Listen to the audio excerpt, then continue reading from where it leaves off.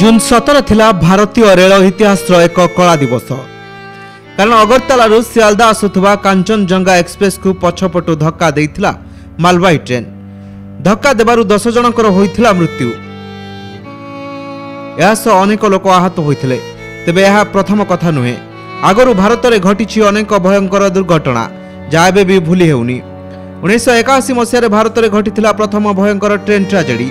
बात्यार प्रभाव में नदी भितर को फसी जाइथिला एक ट्रेन जो जीवन हारी 800 यात्री। 1988 घटी समान घटना। केरल पेरुवान्ना रे भयंकर दुर्घटनार सामना करिथिला एक द्रुतगामी ट्रेन। ट्रेनटी पेरुमान ब्रिज तल को खसी पड़िथिला जो जीवन हारी 100 रु अधिक लोके। 1995 मसीहा अगस्ट मासरे भारत देखिथिला आउ एक छातीथरा रेल दुर्घटना। एथर दुर्घटनार सामना करिथिला दुईटी ट्रेन।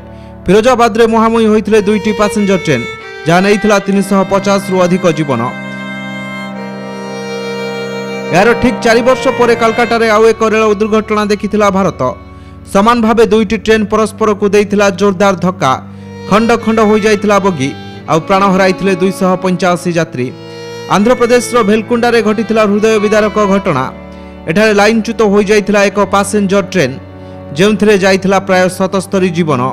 यासह 200 रु अधिक यात्री होइथिले आहत। मे मास 2012 रे बेंगलोर रे दुर्घटना सामना करिथिला हम्पी एक्सप्रेस जहाँ नहीं 25 जीवन। सेहीपरि 2014 रे उत्तर प्रदेश रे आउ एक घटना सारा देश को दोहलाई देइथिला। एठारे ट्रैक रु खसी जाइथिला इंदौर पाटना एक्सप्रेस जेउथिरे प्राण हराइथिले 146 यात्री आउ आहत होइथिले 200 लोके। एतद व्यतीत 2017 रे आंध्र प्रदेश रे घटिथिबा ट्रेन दुर्घटना रे जीवन हारिथिले 41 यात्री। तेबे भारतीय रेल पई 2017 थिला सबुठारु खराब वर्ष।